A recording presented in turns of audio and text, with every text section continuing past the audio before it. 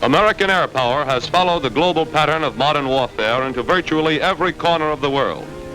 Today, 15 separate air forces, supported by equally important service and training commands, are in operation in 10 theaters of war and the continental United States. These air forces cover an operating area of some 19 million square miles, about 1/10 of the surface of the globe. In the Southwest Pacific area, the 5th Air Force is playing an important role in softening up the Japanese for the campaigns which are ahead.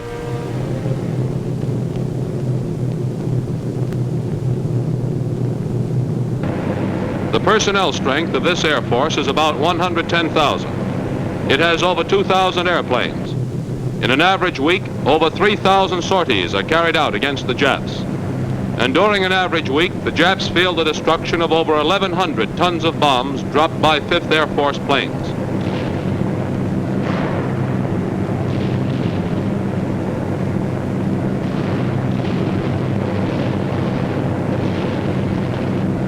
This Jap fighter fell victim to the guns of a P-38. Thousands of others have either been shot down or destroyed on the ground. Statistics show that for every plane we lose, the Japs are losing 6. These B-25s are carrying out low-level strafing operations against Jap surface vessels in a Jap-held airfield.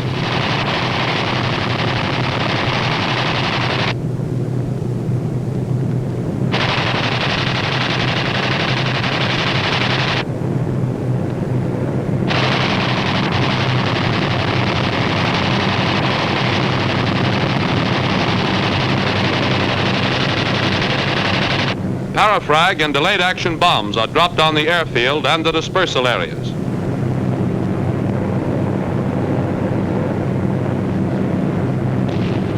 "3,000 sorties and 1,100 tons of bombs per week. These rates measure the current intensity of 5th Air Force operations.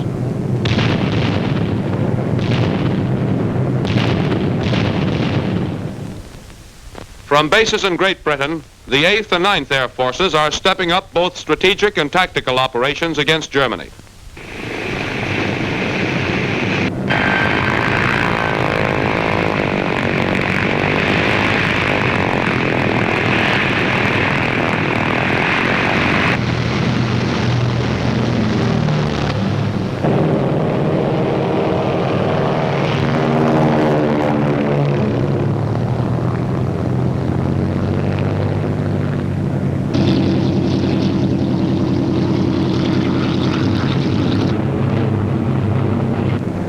These air forces have a personnel strength of over 350,000. Their airplanes number over 7,000. Typical of current operations are days on which 2,000 bombers and fighters, dropping over 2,000 tons of bombs, are dispatched against Germany. Missions of this size are being executed with increasing regularity and are now averaging 1 every 3 days. German fighters attempting to intercept the heavy bomber attack are shot down by P-47s. We suffer losses in these attacks too, but for every plane we lose, the Germans are losing 3.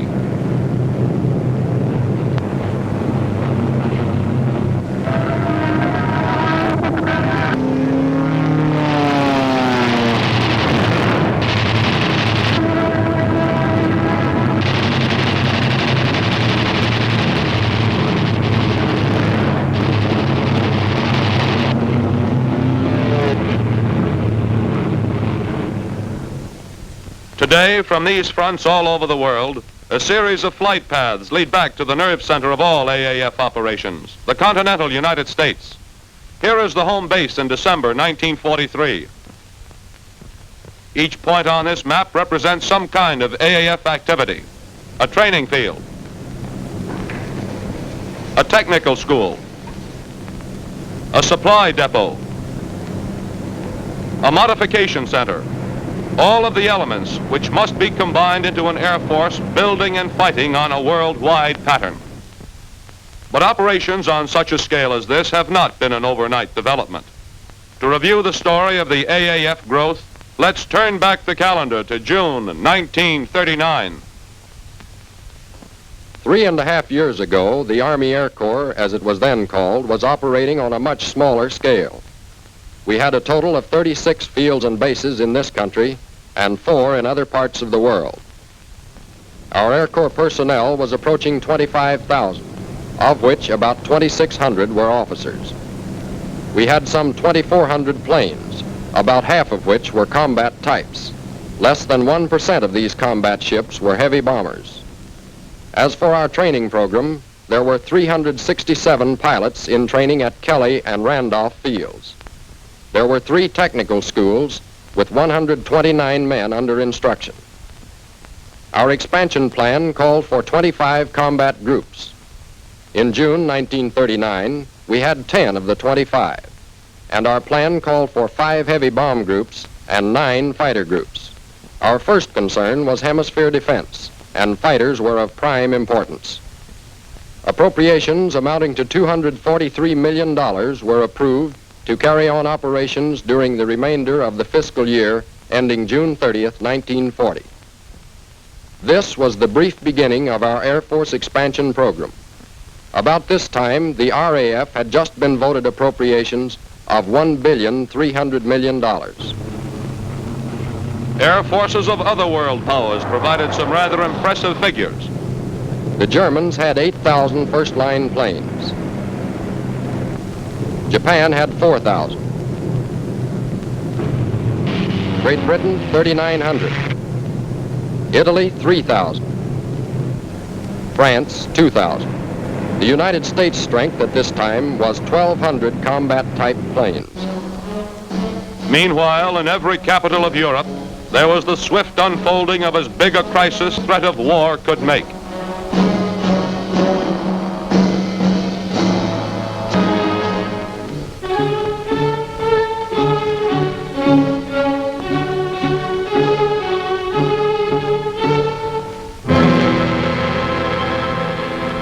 Then, when von Ribbentrop flew to Moscow to sign a non-aggression pact with Russia, it was as though a bomb had exploded. Now the democracies could wait, plan, answer, and defend, but they could not come through with an action for peace as inspired as Hitler's action for war. While the cauldron boiled in Europe, the Army Air Corps celebrated its 30th birthday. It was announced that a Boeing B-17 had just hurtled from coast to coast in 9.25 hours, an average of almost 260 miles an hour.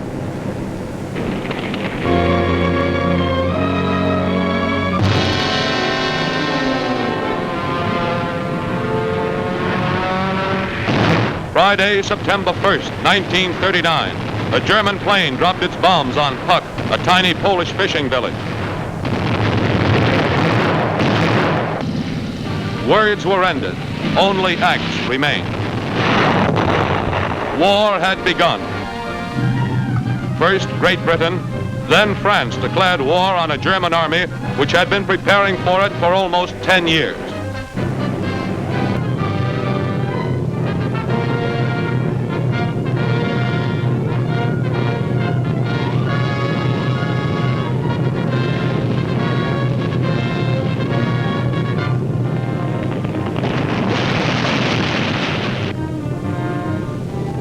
Through this first great German aerial blitz against Poland, the American aviation scene was beginning to change. Our relative standing with the other nations of the world hadn't changed much. Our plane strength of 2,546 had only increased 24 a month during the last 6 months of 1939. and 144 planes weren't a lot to add to our total. But orders had been placed for 1,000 military aircraft, the largest peacetime orders in the history of U.S. aviation. And by the end of 1939, Air Corps personnel had increased to 43,000. The Air Corps had now taken over and expanded existing civilian flying and mechanical schools and had organized others as a foundation for the needed expansion of its training facilities.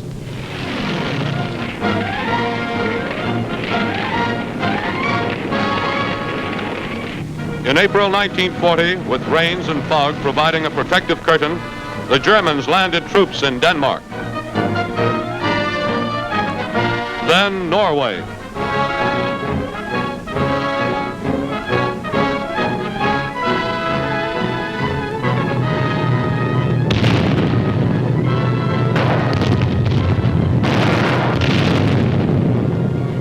In May, it was Holland.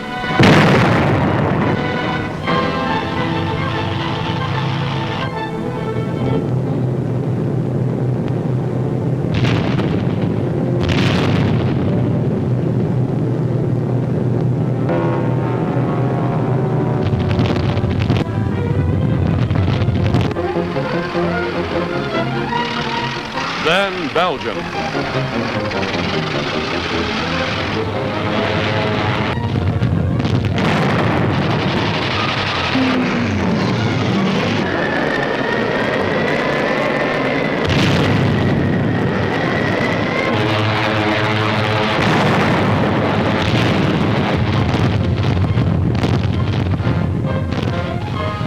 The mighty German war machine moved on into France.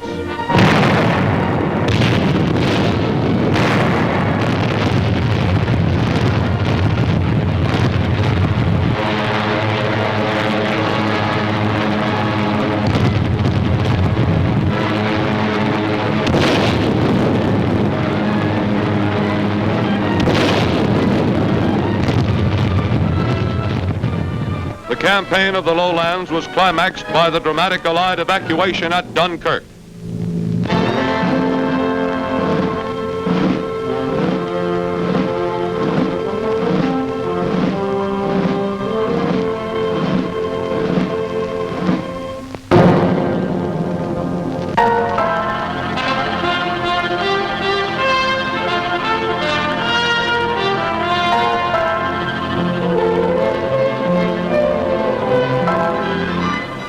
As the democracies of the world mourned the death of France, the Army Air Corps received appropriations for expansion totaling $692 million.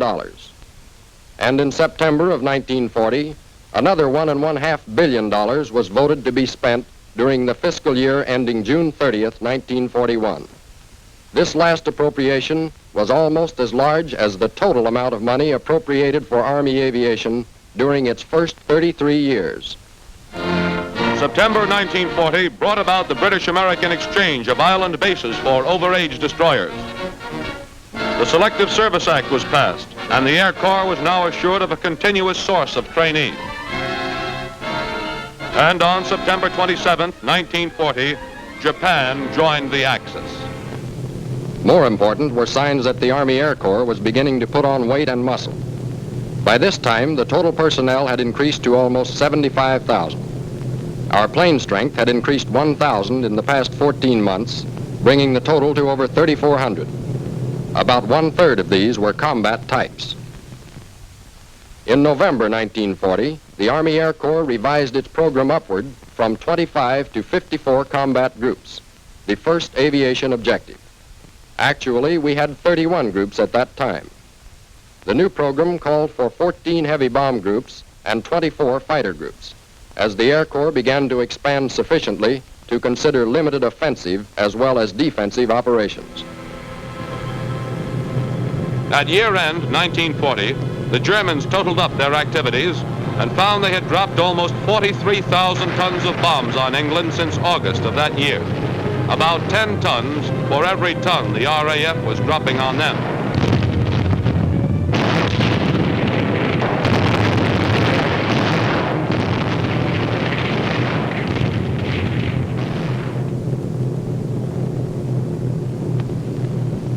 By May 1941, Air Corps personnel had reached 152,000 and was increasing at a rate of 10,000 a month. We were increasing our plane strength at a rate of 600 a month, and the total now stood at over 6,000. The fulfillment of the 54 Combat Group program was a goal which drew closer with each month that passed. In addition, our training programs were now swinging into stride to produce the vitally needed specialists. The flying training program had over 7,000 students under instruction, of which about 6,900 were pilots. Two, we were beginning to specialize in the training of navigators and bombardiers, with 228 of them under instruction. There were almost 22,000 students in the various stages of the technical training program. On June 22nd, 1941, the German armies moved against their former pact partner, Russia.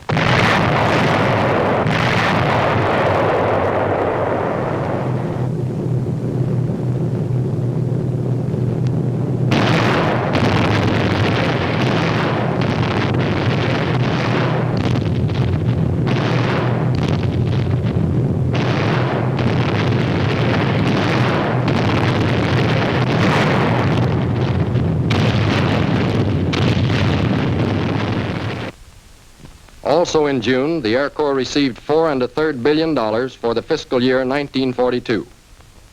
This had been preceded by another $1.5 billion voted in April to complete the fiscal year of 1941. The overall total for 1941 had been almost $4 billion. Together, these appropriations made a grand total of $8.5 billion, which the Air Corps had received from June 1939 to June 1941. In August 1941, the second aviation objective replaced the first, and operations were scaled to meet the demands of 84 combat groups. We actually had 59 groups, and our new objective would, for the first time, give heavy bombers and fighters equal planning emphasis. We were to have 24 groups of each. The end of November 1941 saw the personnel strength of the Air Corps hit 297,000. 25,000 of this total were stationed at bases outside the continental U.S. Under instruction in the flying training program were over 13,500 students, including over 12,000 pilots and some 800 bombardiers, navigators, and flexible gunners. Almost 30,000 students were under instruction in the network of technical training schools across the country. We now had 96 bases and stations, and 41 more had been authorized or were under construction. Our plane strength was almost 11,000, but only 3,000 of this total were combat types, and less than 1,200 of these were suitable for immediate action measured by standards at that time. About 525 of these first-line combat planes were located in the Pacific area. That's the record to December 7th.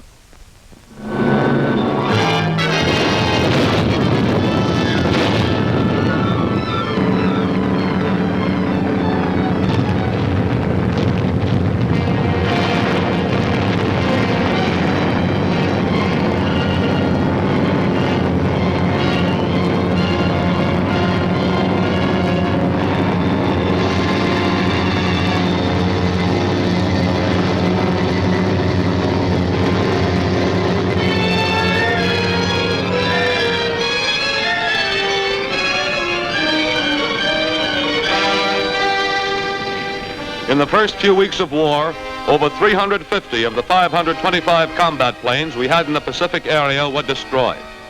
Over 1/4 of our total combat strength was lost.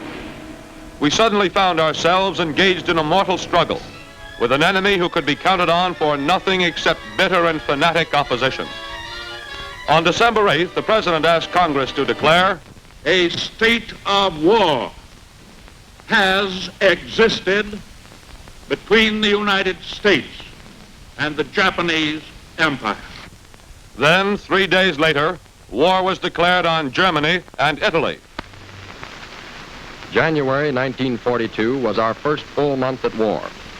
Before the month was up, $10 billion had been added to the funds available for the expansion of the Air Corps. By April, another $9 billion had been added, which brought the total for the fiscal year 1942 to $23 billion. and additional billions were to be made available as needed to build ours into the most powerful Air Force in the world. We had the funds. Now the problem was one of planning and executing. In this first month of 1942, the Air Corps faced three tremendous jobs which had to be done immediately. Time was the one thing we didn't have. The first job, fighting a war. Second, sharing our airplane production with our allies. Third, expanding on a gigantic scale. What problems were involved in this expansion? The number of combat groups was one of the first problems. How many heavy bomber groups? How many fighters? Troop carrier? How many and what kind of supporting units, such as service groups, air depot groups, repair squadrons would be needed? And consideration of the different types of combat groups was only a small part of the problem.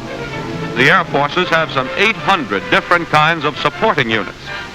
It had to be determined when each individual unit was to be activated, and a plan had to be projected showing where each individual unit was to go, in what theater it would be needed.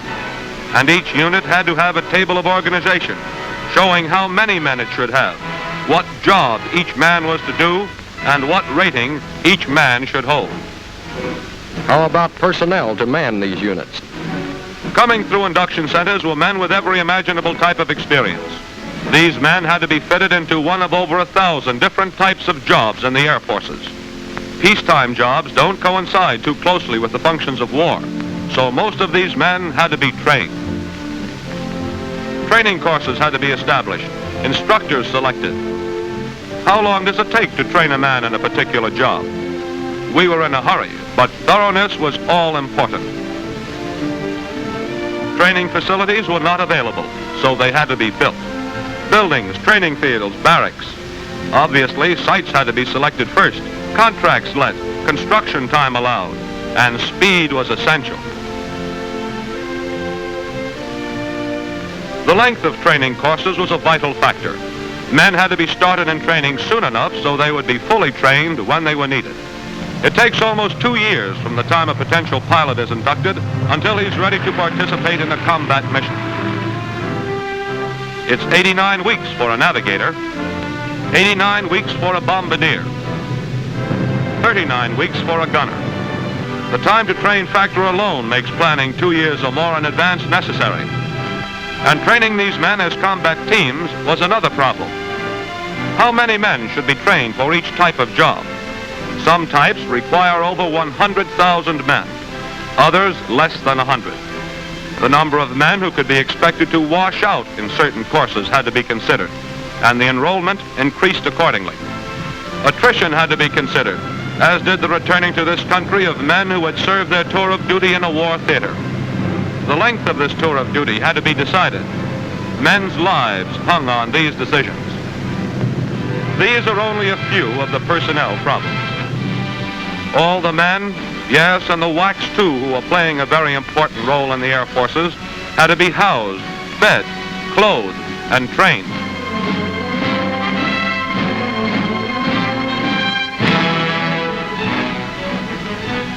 Hospitals and adequate medical care were essential.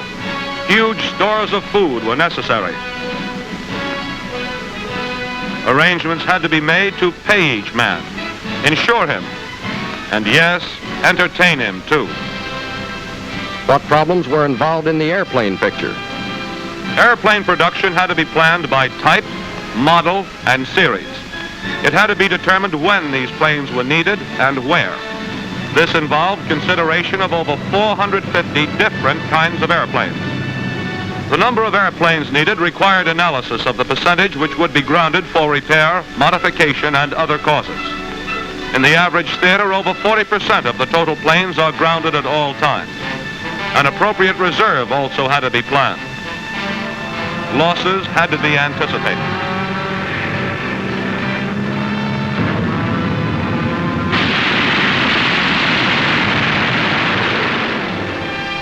Replacements must be made, and the time required to produce an airplane makes anticipation of our losses essential. The length of time required to send a replacement plane to a given theater is an important factor. We could only plan on about 50% of this country's productive capacity in placing orders for airplanes. The other 50% was going to the Navy or to our allies. What about the problem of spare parts? An adequate stock of spare parts speeds repair work and keeps planes flying. Overstocks mean critical materials wasted, stockroom space wasted, and man-hours lost. Decisions had to be made as to what kinds of spare parts, for what type, model, and series of airplanes should be stocked in each individual stockroom. Yes, and when. What about equipment and supplies? Each individual unit of the Air Forces had to have a table of equipment, setting forth in detail just what items it would need. And the individual items of equipment which had to be covered numbered over 500,000 and varied from a nutter bolt to a multi-ton truck. The quantities of each of these items had to be determined and orders placed. How about bombs? Some 18 different types, varying from a 2,000-pound general-purpose bomb to a 4-pound incendiary. The types needed for different targets was a big factor. The number of each type had to be decided and orders placed soon enough to ensure that our bombers would have enough of the right kind of bombs to drop on a given target at the right time. And gasoline. A heavy bomber in the United Kingdom averages some 240 gallons per hour of flight. A fighter in India will use about 50 gallons per hour. In 3 months of 1943, over 100 million gallons of gasoline were consumed by overseas units. This is high-octane aviation fuel. Again, decision had to be made as to how much would be needed, when and in what theater. Facilities to produce this gasoline had to be built. Transportation was another problem. Not only the gasoline, but the men, the planes, the equipment, the supplies, the spare parts, the bombs, all had to be moved within this country and, more important, overseas. These are just a few of the problems involved in the expansion of our air forces, but they all had to be solved. February 1942 brought the latest revision of the combat group program. This time it was upward from 84 to 115. We actually had 71 groups, and now for the first time, heavy bomb groups were to outnumber fighter groups. It was to be 34 to 30. In March, the complete streamlining of the United States Army created the Army Air Forces with General Arnold in command. In June 1942, a smashing defeat from the sky was dealt the Japanese fleet in the Battle of Midway. Army Air Force planes joined United States naval forces in the decisive repulse of an enemy task force bent upon seizing Midway and Hawaii as a prelude to the invasion of our west coast.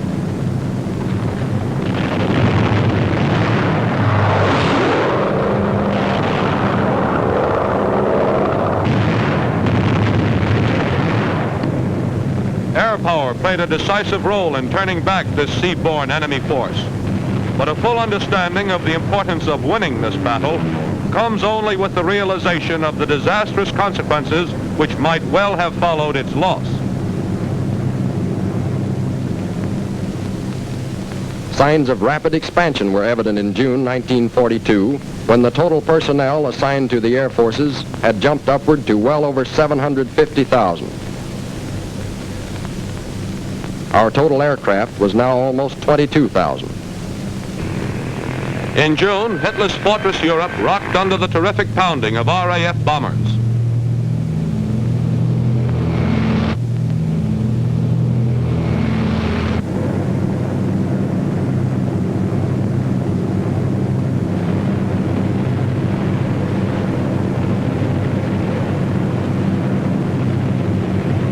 Cologne and Essen were among the first on the list of vital German industrial targets scheduled for destruction.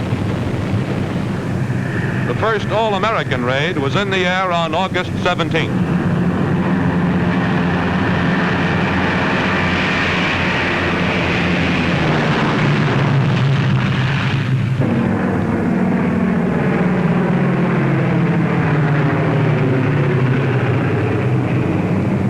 Formation of 18 B-17s was on its way to attack Rouen.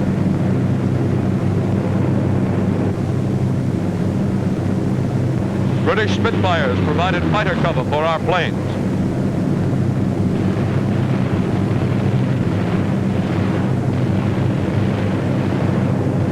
Over the target, Nazi fighters attempt to intercept the bombers and are driven off by the Spitfires.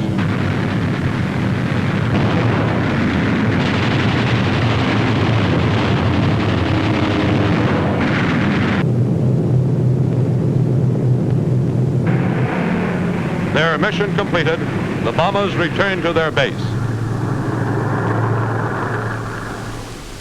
At home, the combat group plan was revised for the second time in 3 months. To follow up the 224 figure established in July, a new objective of 273 groups was set. That September, we actually had 109 groups. Of outstanding interest was the fact that this newest plan called for 104 heavy bomb groups and 90 fighter groups. Clearly, future planning was concerned a great deal with the offensive punch which the heavy bombers could deliver. The African campaign furnished full proof of the terrific wallop packed by the heavy bomber.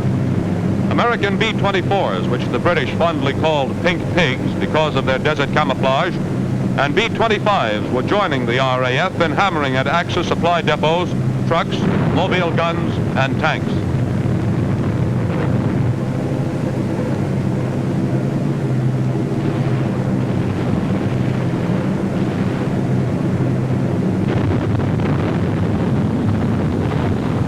By early November, Rommel was in full retreat across the top of Africa.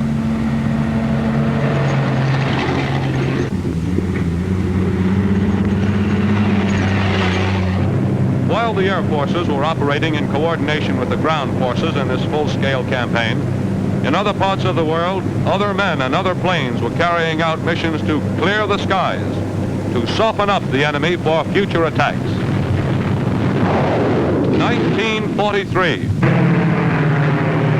This is the year our aerial superiority was clearly established. This is the year that combat operations swung into full stride.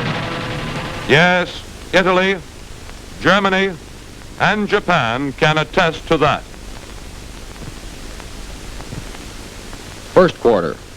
American Air Force's planes flew more sorties in this quarter in just 3 months than they did in all of our previous war activity. They dropped more bombs from January through March than they did from Pearl Harbor to the end of 1942. Our personnel was now in excess of 2 million, and it had been increasing at a rate of 150,000 a month during this first quarter. In the matter of aircraft strength, our total figure as of March 31st, 1943, was almost 43,000, and we were adding to this at a rate of about 2,700 planes a month net.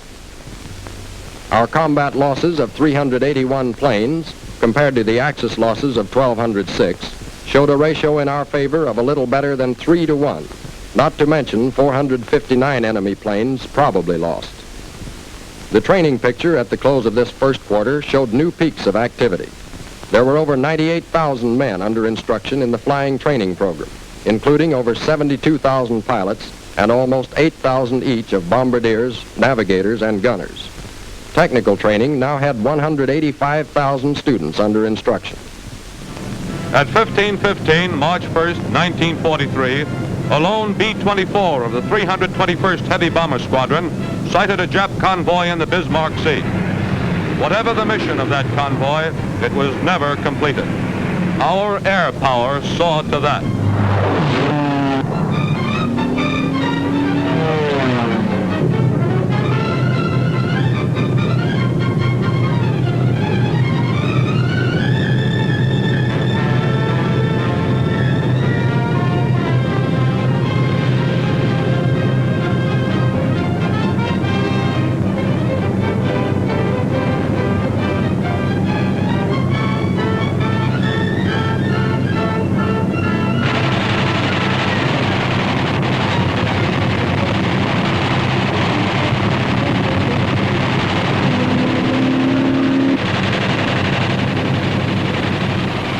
As important as this smashing defeat handed the Japs was the fact that the skip bombing technique, used for the first time on such a scale, proved to be an effective method of destroying enemy ships.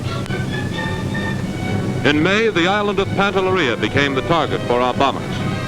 The first mission over this target was flown on May 8th at noon. 33 medium bombers dropped 43 tons of explosives.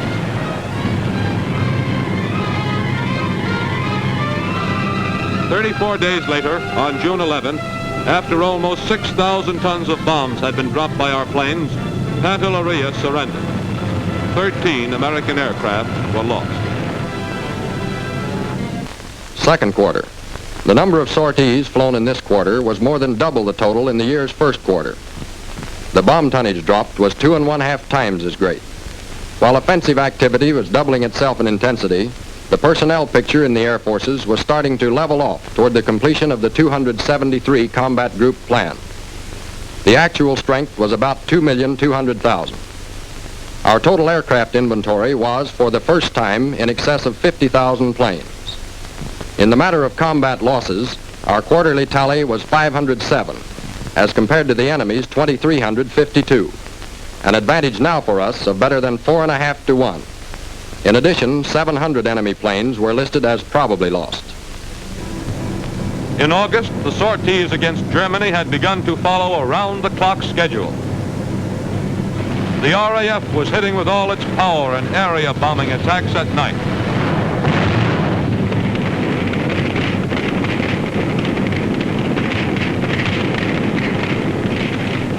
The AAF was concentrating on daylight precision raids.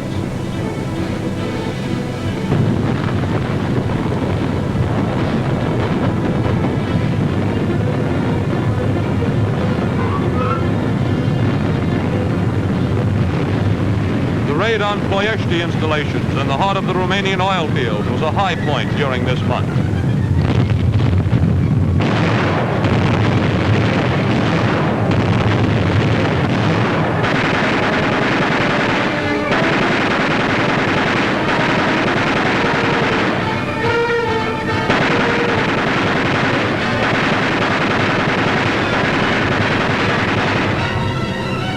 Our losses were high, but the destruction spread by these B-24s was a serious blow to Germany's vital fuel supply.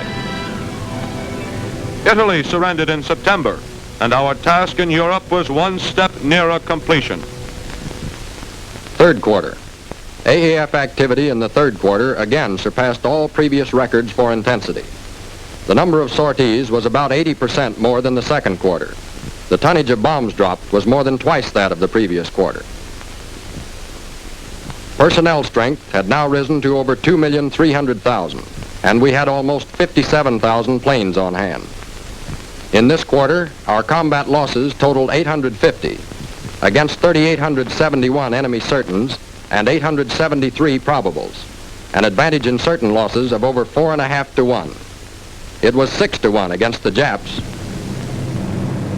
As the final 3 months of 1943 began to roll off the calendar, air marks were hung up every day. The first week in October, the 8th Air Force had over 1,000 each of heavy bombers and fighters.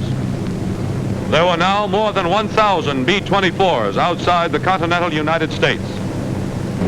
The P-47 was now our most numerous fighter plane. On October 8th, 855 planes left Great Britain for a raid on Bremen and Vegasek. The effort and planning necessary to accomplish a mission of this size can hardly be realized simply in the number of planes involved. The planes flew a distance of at least 850,000 miles and traveled over 1,400 miles just on the ground in takeoffs, landings, and taxiing. They used almost 1 million gallons of gasoline and 25,000 gallons of oil. They were loaded with 2.5 million pounds of bombs, 2.75 million rounds of ammunition, and perhaps 800 pounds of maps. More than 5,000 crew members were over enemy territory for periods of from 2 to 6 hours. In October, United States production went over 8,000 planes per month. We were producing 1,000 heavy bombers per month for the first time. Also, a rate of 50,000 sorties per month was reached in October.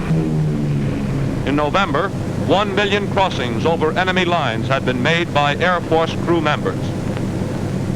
In December, the Air Forces were dropping over 1 ton of bombs per minute of daylight on the enemy. At the end of December 1943, the Air Forces could look back on a year of tremendous activity, on a year which provided unmistakable trends of increasing intensity and strength. In the first half of the year, the Air Forces performed 104,000 sorties. Almost 2.5 times as many were performed in the second half. We dropped 46,000 tons of bombs during the first half of the year. For the second half, it was almost 3 times as many. Our combat losses during the first half total less than 900. The Axis lost over 3,500. We lost 1,700 planes during the second half, more than the first, yes, but the Axis lost almost 7,800. Their losses increased over 5 times as much as ours.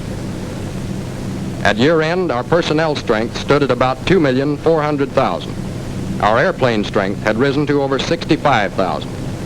Yes, the trends are unmistakable.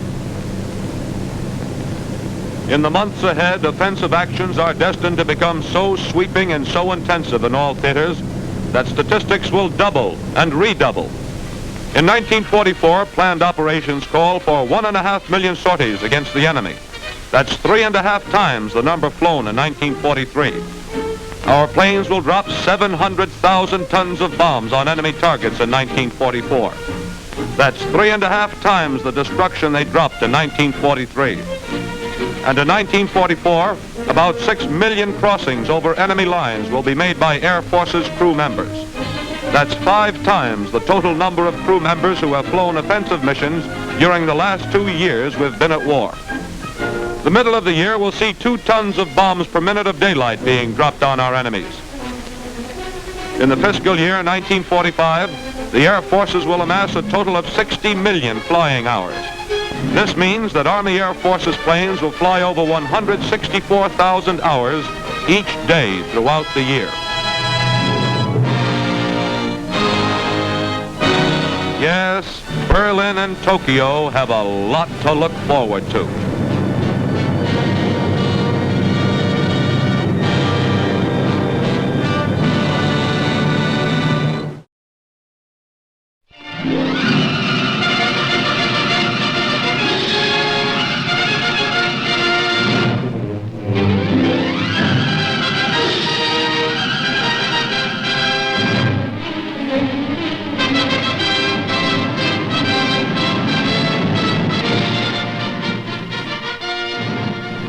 The picture you are about to see was taken from Air Force Combat Film Digest. It tells a story of the vital contribution made by the Army Air Forces to victory in the Pacific. Since December 7th, 1941, the world has decreased in size and its shape has been considerably altered. This phenomena, which has brought disaster to our enemies, will remain as a lasting tribute to the skill of American aviation, its workers, and the personnel of the Army Air Forces. In less than 4 years, the distance around the world has been spanned thousands upon thousands of times. Places that were once obscure specks on the map have become bywords in every home in the land as they were bombed, rebombed, and blasted out of existence until victory was won. The Army Air Forces played an important part in winning the war. It is equally important to ensure our winning the peace that America remain what it is today, the leading air power in the world. You and every American can play your part in maintaining the freedom and security for which we have all fought by buying and holding bonds. War comes to Japan, Leh, Salamaua, New Guinea. We start for Tokyo. The Aleutian Islands.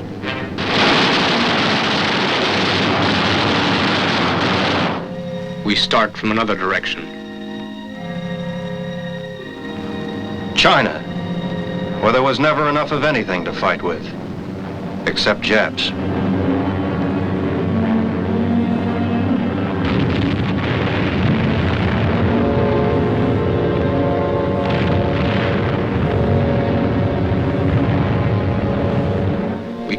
trying.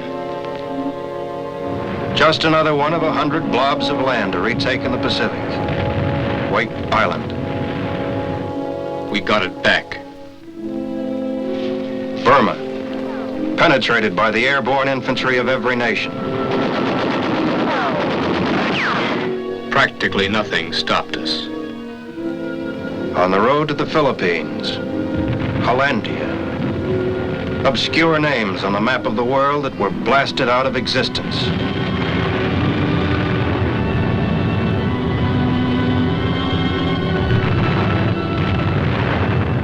And for every bomb, every bullet, and every dead Jap, we paid. We paid for a global war under conditions that hardly seem possible now.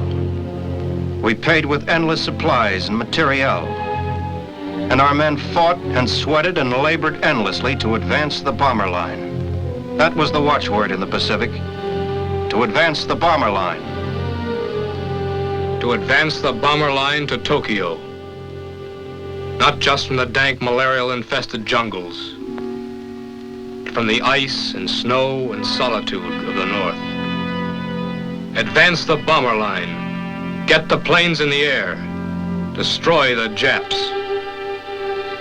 American supplies from a nation mobilized for war. Supplies of every size, shape, and description. Supplies destined for China after being shipped halfway around the world.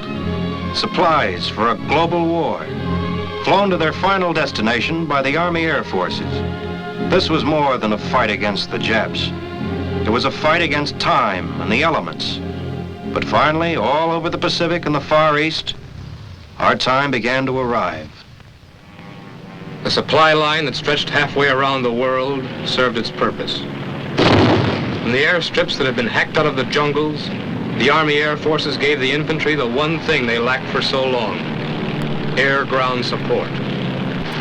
Fighter aircraft swooped down to destroy the enemy.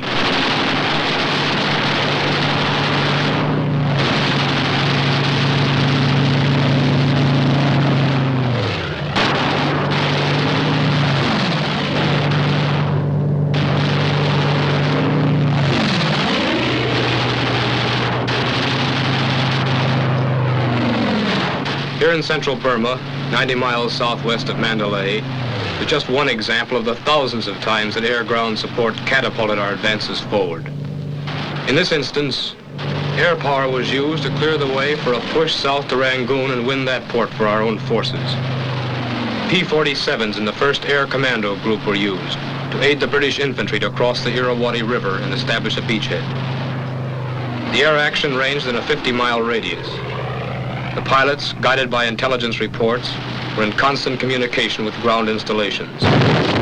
They bombed and strafed everything the Japanese had so carefully installed. What would have taken months of hand-to-hand fighting and heavy casualties was accomplished in a matter of days. And even as this beachhead was consolidated, it was clear that the British-American air-ground coordination would push the Japs out of Burma.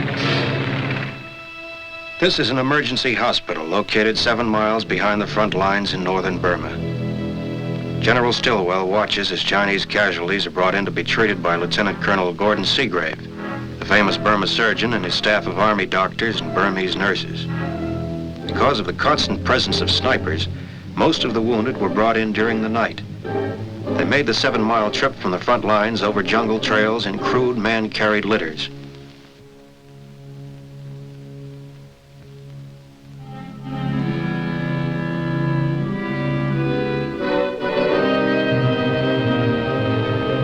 This base, like many others, was supplied with medical equipment and plasma by the Army Air Forces. The wounded men, after being treated, were carried an additional 14 miles to a landing strip where they were flown back to a general hospital at Lido, a trip that would take 15 days by foot. The Army Air Forces made it in 1 hour and saved the lives of countless soldiers of the United Nations who were patched, mended, and revivified by the combined miracles of modern medicine and air power. No sooner was a new base secured in the Pacific when the same relentless, monotonous tasks began all over again. At Saipan, supplies, equipment, engineers followed in the wake of the invasion forces to make the island operational for the Army Air Forces. Work began even while the freshly wounded men were still being evacuated to Kwajalein. Just a few short days ago, these men had left Kwajalein whole and ready for battle. Now they were going back to where they had started from. The victory at Saipan had been a costly one. But the enemy had been made to pay double. Once more, the potency of air power manifested itself. One of the strongest Jap bases in the Pacific had been reduced to rubble. The Japanese warlords knew now that soon no part of the homeland would be safe. Then began one of the miracle jobs of the Pacific. A job that had to be completed within hours of the time it was begun. To rebuild and lengthen the newly captured airstrip to accommodate the weapon that was eventually going to win the war. It's history now how the job was accomplished. And out of the vast stretches of the Pacific roared the mightiest bomber the Army Air Forces had ever dreamed about. The B-29 Super Fortress, the dust of the Kansas plains still embedded in the shiny silver wings. This was the bomber that was designed to carry the war directly to Japan itself. The zenith of the long-range plans for victory in the Pacific was in sight. However, there was an obstacle in our path. It was called Iwo Jima. We needed this tiny stretch of land for many reasons. As a fighter base, as an emergency landing field for B-29s returning from missions over Japan, and also because it was filled with Japanese aircraft that had to be eliminated before we started on the road to Tokyo. Using Iwo Jima as a base, the Japs attacked Saipan at every opportunity. And we shot them out of the sky as fast as they came over.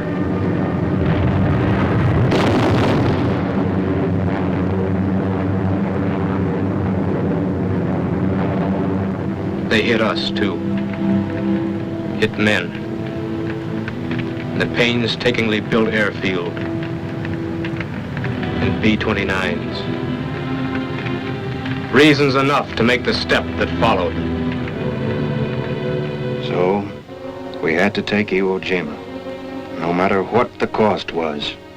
When the smoke and the fire and agony and the dying was over, this is what was left. But Iwo Jima was ours. The fighter planes on its airstrip were ours. And the B-29s had their emergency landing field. The road to Tokyo was wide open. Guadalcanal, New Guinea, Rabaul, and Tarawa were left behind now as the Army Air Forces began to systematically destroy vital targets of the stolen Japanese Empire.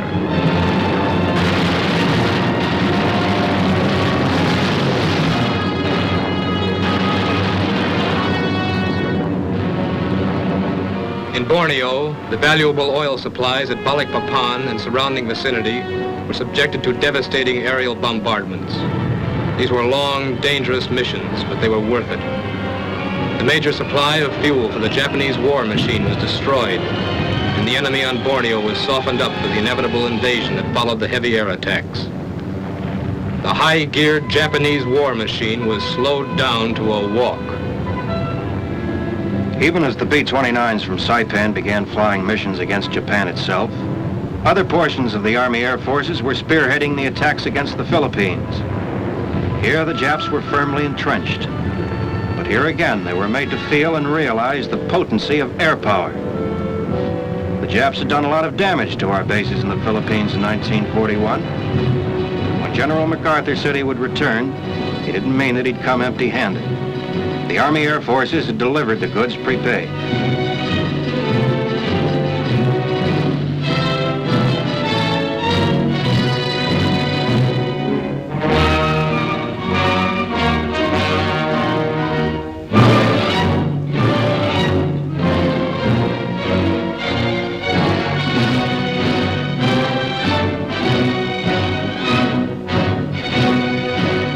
The recapture of the Philippines and the liberation of its long-suffering people is just part of the archives now.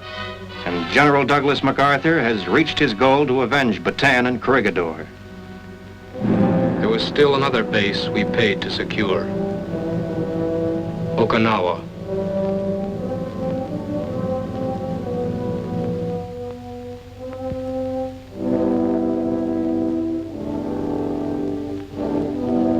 On a nearby island rests one more soldier.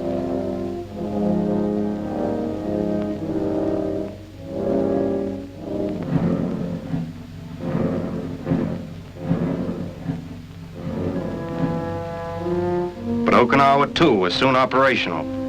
General Doolittle arrived from the European theater and assumed command of the redeployed 8th Air Force.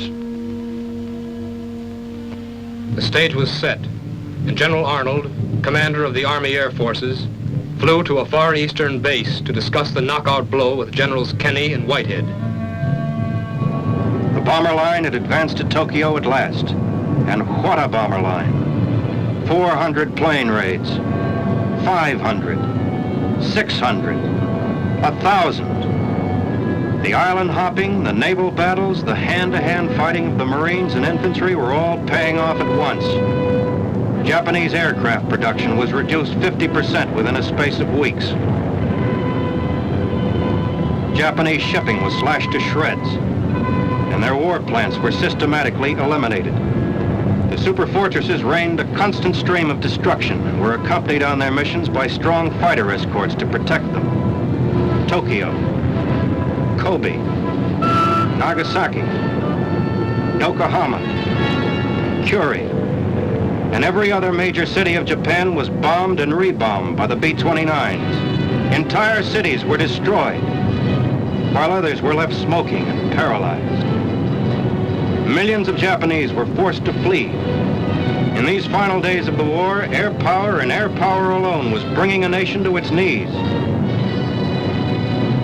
It remained for air power and air power alone to finish the job.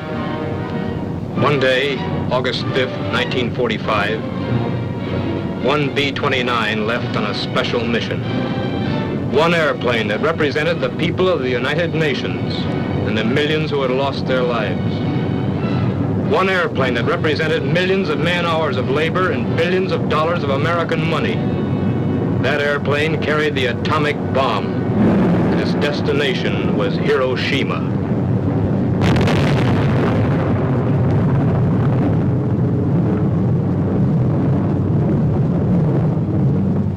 A city in ruins with one bomb. This was the first test of the atomic bomb in New Mexico.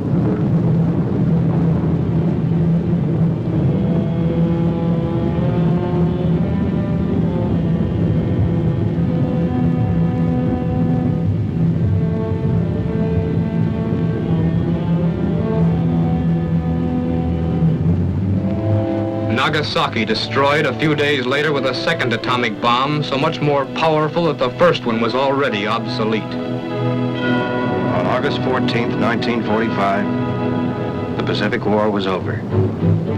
Japan surrendered unconditionally, simply by pressure from a distance. That pressure was air power, the strongest air power the world had ever known. It remains for the people of the United States to keep it that way.